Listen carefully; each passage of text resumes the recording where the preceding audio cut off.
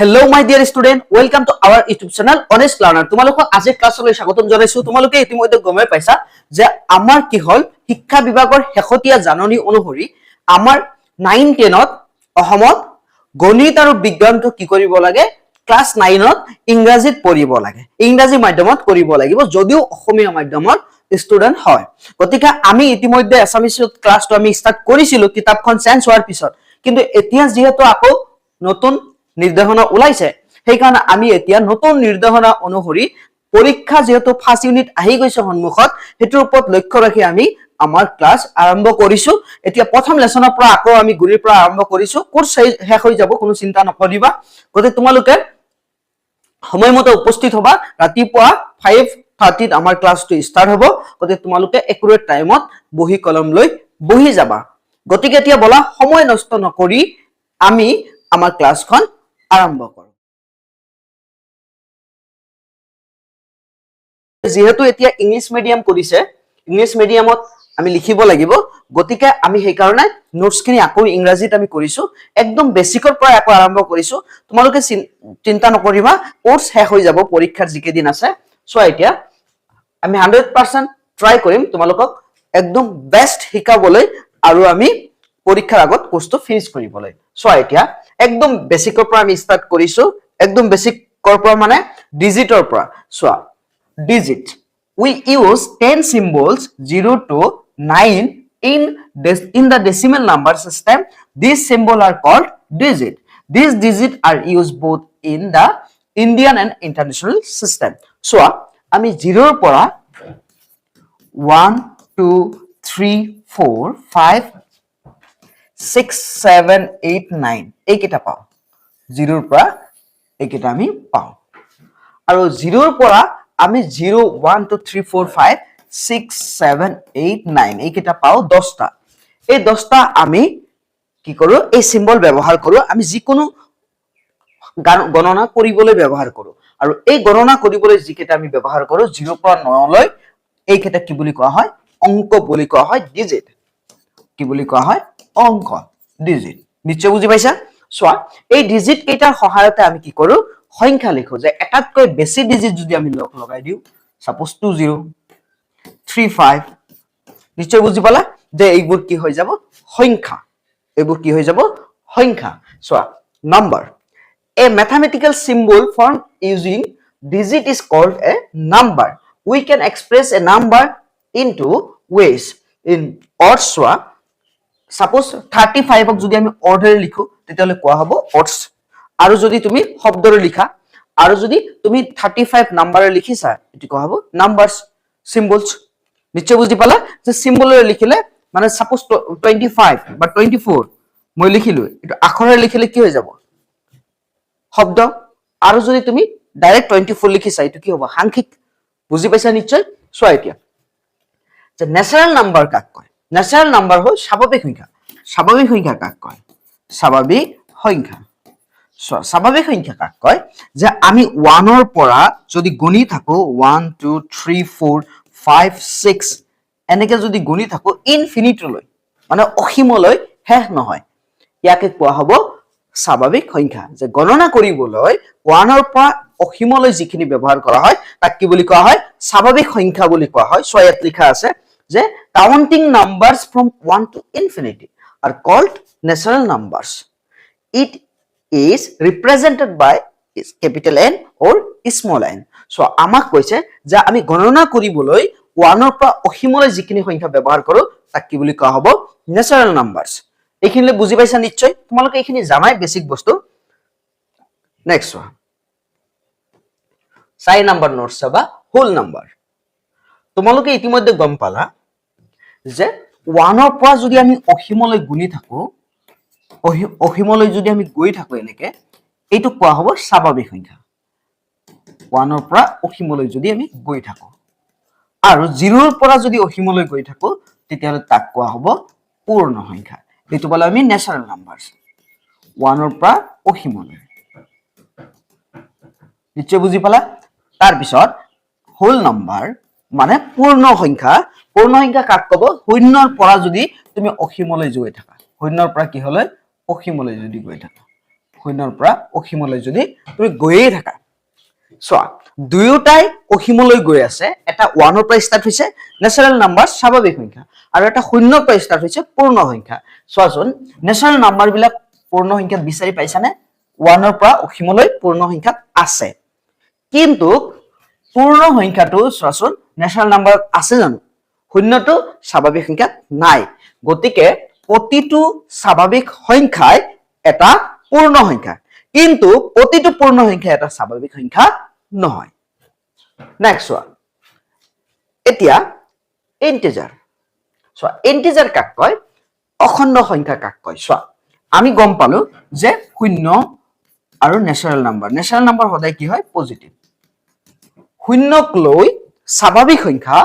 আৰু যদি আমি ইয়াৰ ঋণাত্মকখিনি বহাও -1 -2 এনেকে ডট ডট আমি যদি বহাও চোৱা এইখিনি হল স্বাভাৱিক সংখ্যা শূন্যটো আছেই শূন্যক লৈ স্বাভাৱিক সংখ্যা আৰু তাৰ ঋণাত্মকক একেলগে কি বুলি কোৱা হ'ব অখণ্ড সংখ্যা বুলি কোৱা হ'ব কি বুলি কোৱা হ'ব অখণ্ড সংখ্যা সো অখণ্ড সংখ্যাত পূৰ্ণ সংখ্যাও আছে পূৰ্ণ সংখ্যা মানে হোল নাম্বাৰ এটো আছে স্বাভাৱিক সংখ্যাও আছে কিন্তু চোৱা প্ৰতিটো পূৰ্ণ সংখ্যা এটা অখণ্ড সংখ্যা হয় প্ৰতিটো স্বাভাৱিক সংখ্যা এটা কি হয় অখণ্ড সংখ্যা হয় কিন্তু প্ৰতিটো অখণ্ড সংখ্যা এটা পূৰ্ণ সংখ্যাও নহয় স্বাভাৱিক সংখ্যা নহয় কাৰণ এটা ঋণাত্মক সংখ্যা নাই পূৰ্ণ সংখ্যাত আৰু স্বাভাৱিক সংখ্যাত শূন্যও নাই আৰু পূৰ্ণ ঋণাত্মক সংখ্যাবিলাকো নাই সো ডেফিনেশন কি কৈছে আমাক integer natural numbers their negatives and zero together are called integers যে শূন্যক লৈ স্বাভাৱিক সংখ্যা আৰু তাৰ ঋণাত্মকক একেলগে কি বুলি কোৱা হয় অখণ্ড সংখ্যা আৰু এই অখণ্ড সংখ্যাক যেতিয়া তুমি ৰেখাত বহাবা ন ৰেখাটো বুজিয়ে পোৱা চোৱা ৰেখাটো নিশ্চয় বুজি পোৱা ৰেখা হল যাৰ আৰম্ভণি আৰু অন্তিম বিন্দু নাই লাইন বুলি কয় যদি এই অখণ্ড সংখ্যাক তুমি ৰেখাত বহোৱা ন গ্যাপস বিলাক সমান হ'ব লাগিব এইবিলাক তাক কি বুলি কোৱা হ'ব সংখ্যা ৰেখা বুলি কোৱা হ'ব নাম্বাৰ লাইন যে যদি ইন্টিজাৰক তুমি নাম্বাৰত বহোৱা লাইনত বহোৱা তেতিয়াহ'লে তাক কোৱা হ'ব number line so number line কাক কয় when an integer is expressed on a line then it's called a number line so suppose 0 1 এটো এটা এইখিনি হল নাম্বাৰ লাইনত তুমি বহাইছা ইয়াৰ মাজত অগণন অখণ্ড সংখ্যা পাবা যেনে 0.11 এনেকে পাবা নিশ্চয় বুজি পাইছা আৰু 0 ৰ বাওফালে কি হয় নেগেটিভ সংখ্যা আৰু 0 ৰ সোঁফালে কি হয় পজিটিভ সংখ্যা নিশ্চয় বুজি পালা যে অখণ্ড সংখ্যাক যেতিয়া ৰেখাত প্ৰকাশ কৰিবা তাক কি বুলি কোৱা হ'ব নাম্বাৰ লাইন সংখ্যা ৰেখা বুলি কোৱা হ'ব যে when an integer is expressed on a line then it is called number line clear next one rational numbers তোমালোকে জানা ফ্ৰেকশন বিলাকক আমি সদায় কি কৰো ফ্ৰেকশন বিলাকক আমি কি কৰো যেনেকে সোৱা ইন্টিজাৰ অলৱেজ হ্যাভ ডিনোমিনেটৰ 1 প্ৰত্যেকটো ইন্টিজাৰৰ তলত কি থাকে 1 থাকে 0 ৰ তলত 1 আছে -5 ৰ তলত কি আছে 1 আছে আমি কি কৰো যে এটা ফ্ৰেকশন এটা এটো এনেকা ধৰণৰ ফ্ৰেকশনক আমি p/q মানে ওপৰত নিউমাৰেটৰ তলত কি হয় যে p তলত q নিউমাৰেটৰ আমি যাক লব বুলি কও আৰু হৰ এনেকে আমি প্ৰকাশ কৰো সো ইয়াতে যদি এনেকুৱা কন্ডিশন লগাই দিও যে pq দুইটা কি হ'ব লাগিব অখণ্ড সংখ্যা সোচোন 2 আৰু 1 অখণ্ড সংখ্যা 0 আৰু 1 অখণ্ড সংখ্যা -5/1 অখণ্ড সংখ্যা -5 অখণ্ড সংখ্যা 1 অখণ্ড সংখ্যা যদি আমি এনেকে কও যে pq অখণ্ড সংখ্যা আৰু q not equal 0 q কেতিয়াও 0 হ'ব নোৱাৰে 0 হলতো খেল খতম গতিকে q 0 হ'ব নোৱাৰে তাক কি বুলি কোৱা হ'ব পৰিমেয় সংখ্যা নিশ্চয় বুজি পালা যে যিবোৰ সংখ্যাক p/q আকাৰত প্ৰকাশ কৰিব পাৰি যত p আৰু q অখণ্ড সংখ্যা তাক কি বুলি কোৱা হয় যত q not equal 0 তাক পৰিমেয় সংখ্যা বুলি কোৱা হয় সোৱা ইংৰাজীত কেনেকৈ লিখিবা এটো rational numbers that can be expressed in the form p/q where p and q are integers the numbers that can be expressed যিটো সংখ্যাক আমি কি কৰো বহাব পাৰো code in the form p/q যত p/q ত আমি বহাব পাৰো where p and q are integers ইয়াতে p আৰু q অখণ্ড সংখ্যা q not equal 0 q not equal 0 হ'ব লাগিব are called rational numbers. য'ত আমাৰ কি যে p আৰু q অখণ্ড সংখ্যা আৰু যি সংখ্যাক আমি p by q প্ৰকাশ কৰিব পাৰি p by q অখণ্ড সংখ্যা q not equal 0 তাক কি বুলি কয় পৰিমেয় আৰু যদি p by q প্ৰকাশ কৰিব নোৱাৰি তেতিয়াহ'লে তাক কি বুলি কোৱা হ'ব অপৰিমেয় নিশ্চয় বুজি পাইছা so irrational numbers that cannot be expressed in the form p by q are called irrational numbers so rational numbers ৰ ভিতৰত 0 আহিব পাৰে 1/2 আহিব পাৰে -5 আহিব পাৰে এনেকে বহুত আহিব পাৰে আৰু irrational কি আহিব √2 pi √3 এইবোৰ আহিব নিশ্চয় বুজি পাইছা so এতিয়া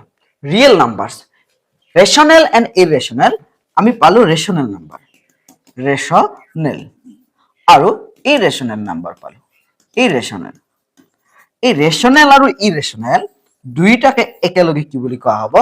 real number বুলি কোৱা হ'ব rational plus irrational দুইটা মিলি কিনে কি হৈ যাব real number দুইটা মিলি আমি পাম real number নিশ্চয় বুজি পালা সো এতিয়া যে real numbers কাক কয় both rational numbers and irrational numbers together are called real numbers দুটাক একেলগে কি বুলি কোৱা হ'ব rational numbers আৰু irrational numbers দুইটাকে একেলগে কি বুলি কোৱা হ'ব real number বুলি কোৱা হ'ব নিশ্চয় বুজি পাইছা দুইটাকে একেলগে এতিয়া কথাটো হ'ল চোৱা real numberত rational numberও আছে irrational numberও আছে natural numberও আছে তাৰ পিছত তোমাৰ whole numberও আছে integerও আছে ক্লিয়াৰ এতিয়া চোৱা নেক্সট যে odd numbers কাক কয় যিবোৰ সংখ্যা সাপোজ মুছি দি আছো চোৱা সাপোজ মই 6 লিখিছো 6ক 2 সম্পূৰ্ণৰূপে হৰণ যায় 2 6ত কেইবাৰ 3 বাৰ কিন্তু 5ত 2 কেইবাৰ যায় না যায় সম্পূৰ্ণৰূপে হৰণ না যায় যিবোৰ সংখ্যা 2 সম্পূৰ্ণৰূপে হৰণ না যায় তাক কোৱা হয় odd numbers আৰু যিবোৰ সংখ্যা 2 সম্পূৰ্ণৰূপে হৰণ যায় তাক কোৱা হয় even numbers so odd numbers কাক কয় numbers that are not completely divisible by 2 are called odd numbers যে অযুগ্ম সংখ্যা কাক কয় আমি এক অযুগ্ম বুলি বুজাও অযুগ্ম সংখ্যা কাক কয় যিবোৰ সংখ্যা 2 এৰে সম্পূৰ্ণৰূপে হৰণ না যায় numbers that are not completely divisible by 2 are called odd numbers the numbers that are completely divisible by 2 is called even number clear যুগ্ম সংখ্যা কাক কয় যেটো 2 এৰে সম্পূৰ্ণৰূপে হৰণ যায় যেনেকৈ 2 নিজেই তাৰ পিছত 4 এইবোৰ সংখ্যা 6 নিশ্চয় বুজি পাইছা সো এতিয়া even number গম পালা এতিয়া some important fact সো কিছুমান important facts আমি কেইটা নম্বৰৰ বিষয়ে জানিলো সো আমাৰ কেইটামান নম্বৰৰ বিষয়ে জনা প্ৰয়োজন এক নম্বৰ হ'ল স্বাভাৱিক সংখ্যা 1 ৰ পৰা অসীমলৈ যায় তাৰ পিছত আমি পালো হোল নাম্বাৰ 0 ৰ পৰা অসীমলৈ যায় তাৰ পিছত পালো integer 0 1 2 3 dot dot -1 -2 dot dot তাৰ পিছত আমি পালো ৰেশনাল নাম্বাৰ তোমালোকে নিশ্চয় জানা যে p by q যিবোৰ প্ৰকাশ কৰিব পাৰি q not equal 0 আৰু p q কি হ'ব লাগে অখণ্ড সংখ্যা সো যেনেকৈ 0 1/2 -5 এইবোৰ তাৰ পিছত পালো irrational নাম্বাৰ √2 √3 pi তাৰ পিছত পালো ৰিয়েল নাম্বাৰ আমি কেনেকৈ পালো যে rational irrational সব √2 √3 pi whole সব fraction everything so এতিয়া আমি প্ৰথম ফ্যাক্টটো কি আমি চাম so every natural numbers is a whole number but every whole numbers is not a natural numbers so whole numberত কি আছে 1 ৰ পৰা অসীমলৈ আছে মানে natural number whole numberত হয় কিন্তু whole number natural numberত নহয় কাৰণ 0 নাই এটো বুজি পালো second number so 2 number every natural number is an integer so natural number ইন্টিজাৰত আছে ন্যাচাৰাল নাম্বাৰ ক'ত আছে ইন্টিজাৰত আছে কিন্তু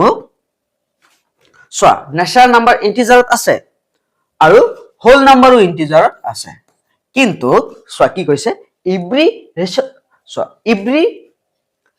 every integer is not a natural numbers every integer চোৱা 0 ৰ পৰা মাইনাস লৈ সংখ্যাখিনি ক'ত নাই স্বাভাৱিক সংখ্যাত নাই স্বাভাৱিক সংখ্যাত যদি 0 ৰ পৰা মাইনাস লৈ থকা সংখ্যাখিনি নাথাকে তেতিয়া হলে ই কি হ'ব অখণ্ড সংখ্যাবিলাক স্বাভাৱিক সংখ্যা তুমি ক'ব নোৱাৰা কিন্তু 1 ৰ পৰা অহিমলৈ অখণ্ড সংখ্যাত আছে মানে প্ৰতিটো স্বাভাৱিক সংখ্যাই অখণ্ড সংখ্যা হয় তাৰ পিছত চোৱা second number every natural number is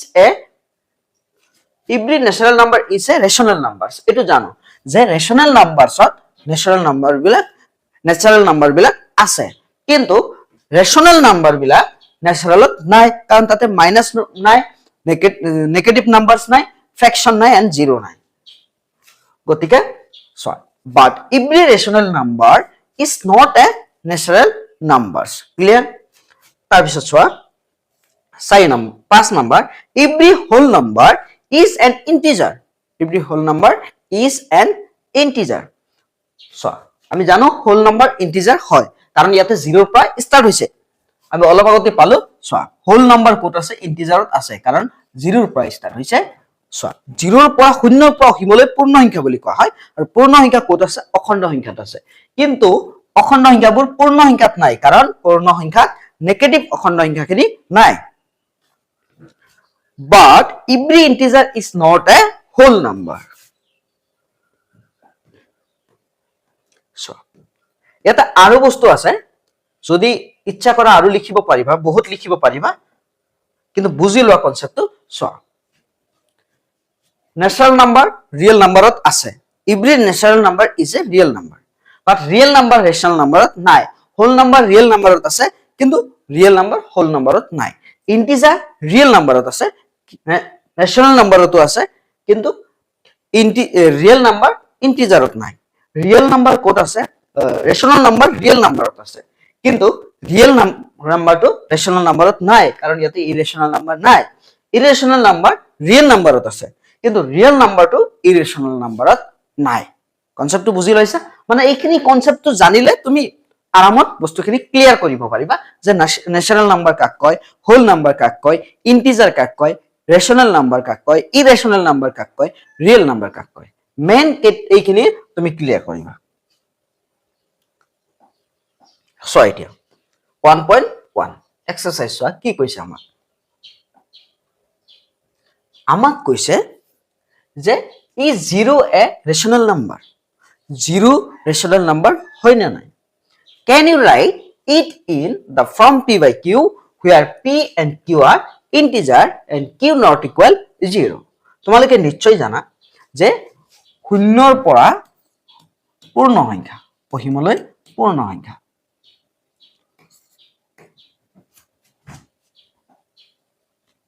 so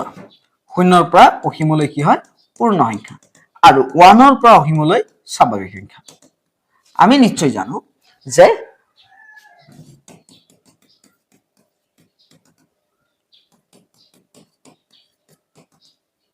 আমি নিশ্চয় জানো শূন্যক লৈ স্বাভাৱিক সংখ্যা আৰু তাৰ ঋণাত্মকক একেলগে কি বুলি কোৱা হয় অখণ্ড সংখ্যা বুলি কোৱা হয় এতিয়া চোৱা অখণ্ড সংখ্যাৰ হৰ কি হয় 1 হয়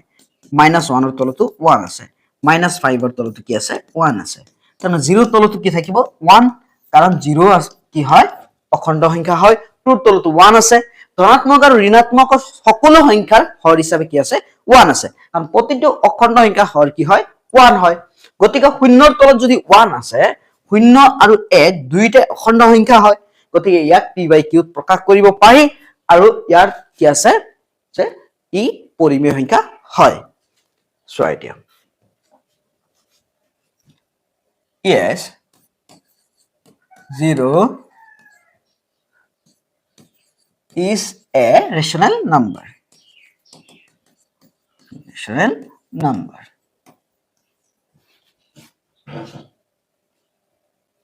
হৈ গল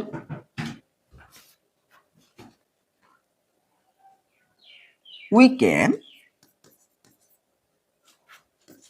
write it in the form P by Q where P and Q are integer and Q not equal 0 such as 0 by 1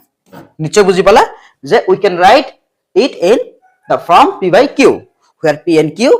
integers and Q not equal 0 such as 0 by 1 যেনে আমি 0 by 1 লিখিব পাৰি P by Q লিখিব পাৰি 0 অখণ্ড সংখ্যা হয় 1 কি হয় অখণ্ড সংখ্যা হয় নিশ্চয় বুঝি পাইছা নেক্সট one 2 number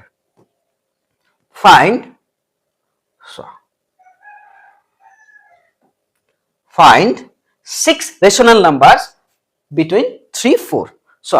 দুটা rational numbers ভিতৰত অসংখ্যক rational number থাকে আমাক কেইটা ওলাব দিছে 6টা 6 rational numbers so যদি এনেকে ওলাব দিয়ে তিনটা ফৰ্মুলা আছে তিনটা ভিতৰত তোমাৰ সহজ ফৰ্মুলাটো হল সিম্পল ফৰ্মুলা ইজ যে 6টা ওলাব দিছে ইয়াৰ লগত এক যোগ কৰিবা কেইটা হৈ গল 7টা কেনেকে কৰিবা চোৱা 3 কেনেকে লিখা 3 by 1 কাৰণ তিনি অখণ্ড সংখ্যা হয় ইন্টিজাৰ হয় ইয়াৰ তল কি আছে 1 আছে তাৰ পিছত এনেকে লিখা আমি কি পালো 7 পালো 7 কৰ পৰা পালো যে 6টা সংখ্যা ওলাব দিছে তাৰ লগত এক যোগ কৰিছো 7 হৈ গৈছে 7 পূৰণ কৰি দিয়া 3 7 গুণ 21 7 1 গুণ 7 চোৱাচোন 7 21ত কেইবাৰ তিনিবাৰ আকৌ এনেকৈ হ'ব তাৰ পিছত চোৱা 4 4 তল কি আছে 1 এতিয়া হাতেৰ আকৌ পূৰণ কৰা চোৱা 4 7 গুণ কিমান 28 7 1 গুণ 7 7 1 গুণ 7 চোৱা 7 28ত কেইবাৰ 4 বাৰ চোৱা এতিয়া কি কৰিবা therefore 6 rational numbers between 3 equal কিমান 21 by 7 and 4 equal 28 by 7 are so rational numbers between 3 and 4 3 means 21 by 7 4 means 28 by 7 আমি স্টার্ট করিম 22 by 7 উপর কারণ 21 by 7 অলরেডি আছে 22 by 23 by 7 24 by 7 25 by 7 26 by 7 and 27 by 7 নিশ্চয় বুঝি পাইছা so 20 আকৌ লিখি দিছো 26 by 7 and 27 by 7 clear so the rational numbers between 3 and 4 3 means 21 by 7 and 4 means 28 by 7 are 22 by 7 23 by 7 24 by 7 25 by 7 26 by 7 27 by 7 clear এনেকে যদি ওলাব দিয়ে তুমি এক যোগ কৰিবা কৰি কিনে কি কৰিবা তলে উপৰে পূৰণ কৰি দিবা দি সেই দুটাৰ মাজত নাম্বাৰ খিনি উলাই দিলে হল ফ্ৰেকশন খিনি নেক্সট আমাক কি কৈছে 3 নম্বৰ চোৱা আমাক কৈছে find 5 rational numbers between 3 by 5 and 4 by 5 চোৱা 3 by 5 4 by 5 3 by 5 4 by 5 আমাক কি কৈছে যে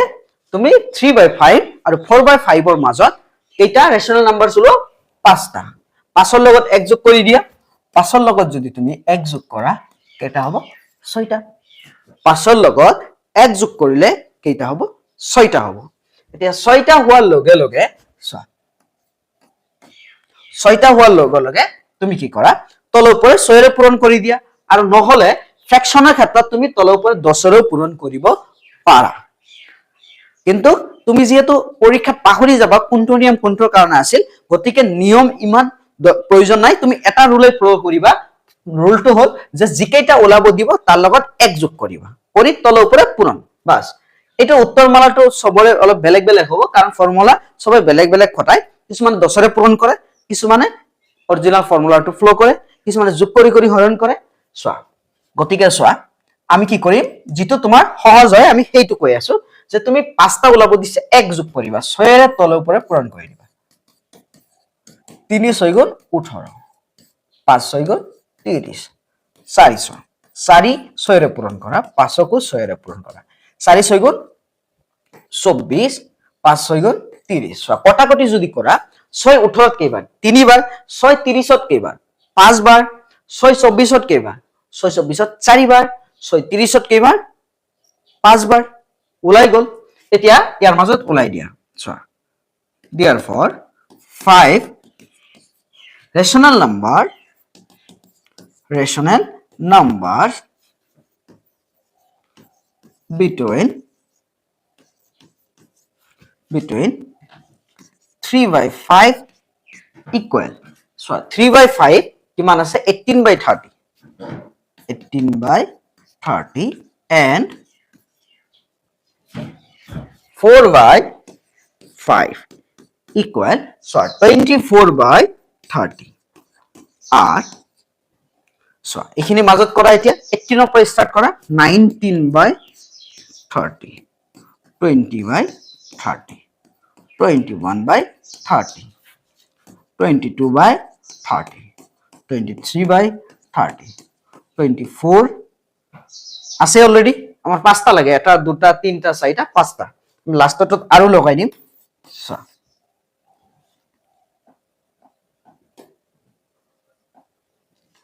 and 23/30 নিশ্চয় বুজি পাইছা সোৱা আমি কি কৰিছো তলে ওপৰে 6ৰে পূৰণ কৰিছো 6 কৰ পৰা পাৰলো যে আমাক যেহেতু পাঁচটা ওলাব দিছে পাঁচটা ওলাব দিয়াৰ কাৰণে আমি কি কৰিছো এটা যোগ কৰি লৈছো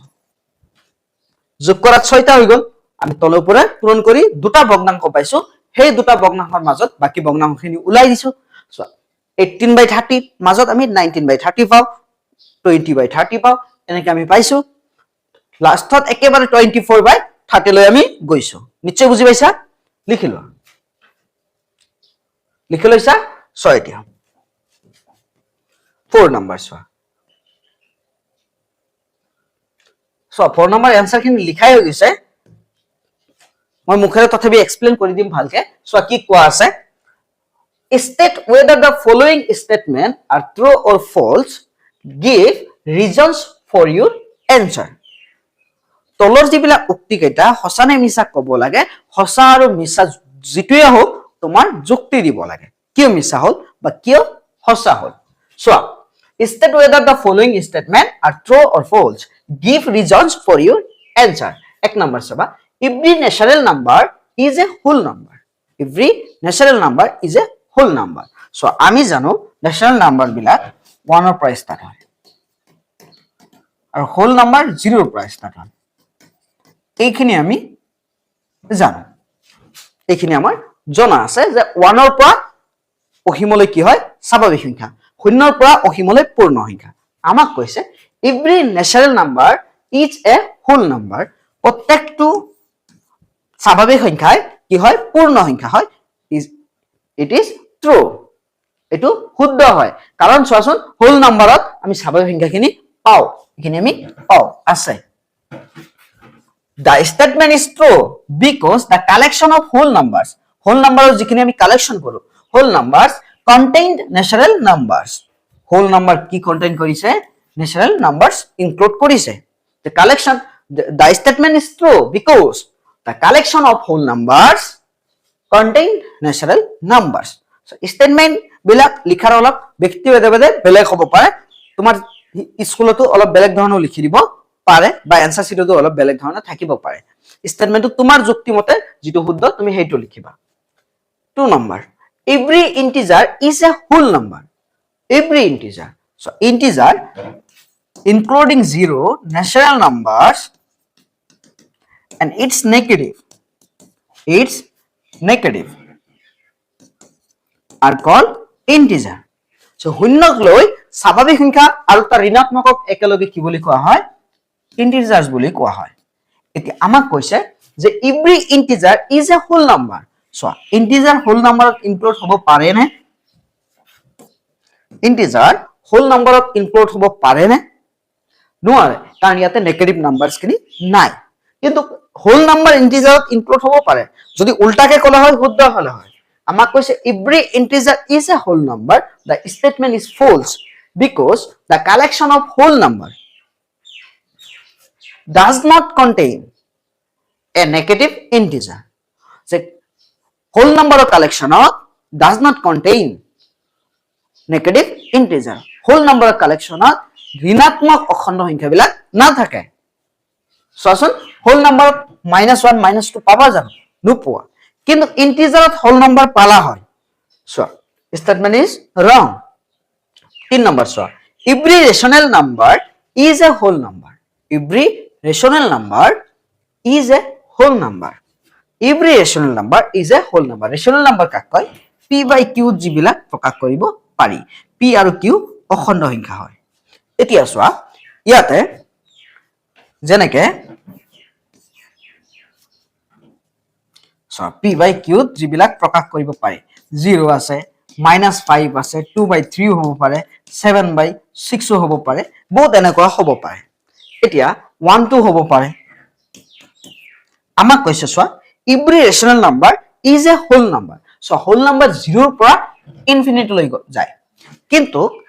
ন্যাচারাল নাম্বার বিলাক কি হয় সব নাম্বার লয় ফ্র্যাকশন নেগেটিভ নাম্বার 0 সব লয় গতিকে ফ্র্যাকশন আৰু নেগেটিভ নাম্বাৰ কোত নাই হোল নাম্বাৰত নাই যেহেতু হোল নাম্বাৰত ফ্ৰ্যাকশন আৰু নেগেটিভ নাম্বার নাই গতিকে statement is false the statement is false because the collection of the whole number does not contain fraction and negative number fraction আৰু নেগেটিভ নাম্বাৰ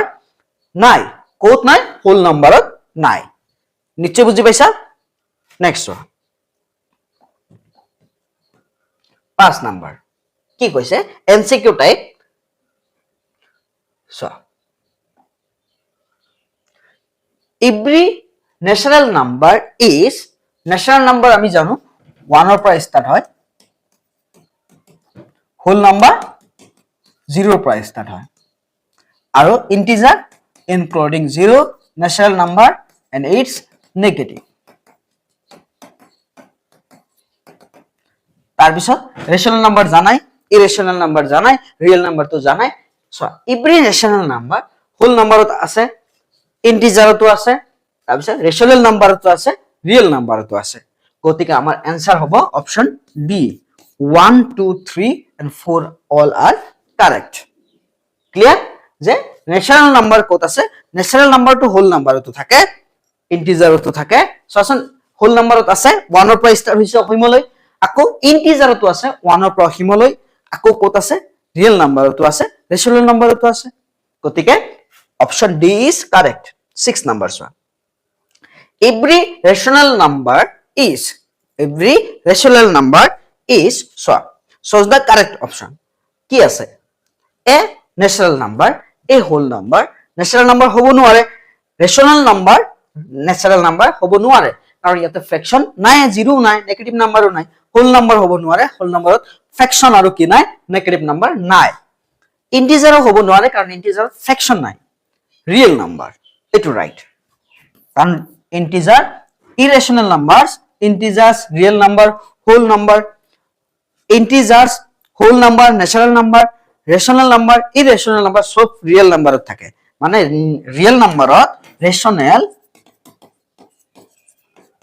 irrational দুইটাই থাকে আৰু rational কি কি থাকে natural number whole number integer এবিলাক সব include থাকে এতিয়া চোৱা তেনেহলে রেশনাল নাম্বারটো কি হ'ব রিয়েল নাম্বার হ'ব গতিকে অপশন ডি ইজ কারেক্ট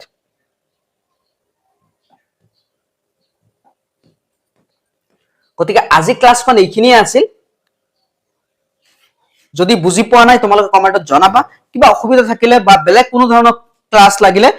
তোমালোকে জনাবা আমি নিশ্চয় সহায় কৰিম আমি বিজ্ঞানৰ ক্লাছ কৰিবলৈ আমি চেষ্টা কৰিম এইকেইদিন অলপ গণিতটো ৰেগুলাৰ চলি থাকিব গণিতটো আগুৱাই যোৱাৰ লগে লগে আমি বিজ্ঞানৰো ক্লাছ দিবলৈ ব্যৱস্থা কৰিম তোমালোকৰ ৰাতিপুৱাকে 5:30 ক্লাছ হ'ব তোমালোকৰ 5:30 এতিয়া তোমালোকে WhatsApp চেনেলৰ কিউআৰ কোড হয় WhatsApp চেনেল অনেষ্ট লাৰ্নাৰত জয়েন কৰি লবা Facebook Instagramত বেলেগ বেলেগ নামেৰে আছে তাতে বাহি থাকিব নামটো তোমালোকে বা ডেসক্ৰিপচনত লিংকও আছে তোমালোকে তাতে ক্লিক কৰিব পাৰা বা আমাৰ চেনেলৰ ডেসক্ৰিপচনতো লিংকখন আছে তোমালোকে Facebook Instagramতো জয়েন হ'ব পাৰা তাৰ পৰা তোমালোকে তথ্য গ্ৰহণ কৰিব পাৰিবা গতিকে সকলোৰে সুস্বাস্থ্য কামনা কৰি আমি আমাৰ আজিৰ ক্লাছখন সমাপ্ত কৰিছো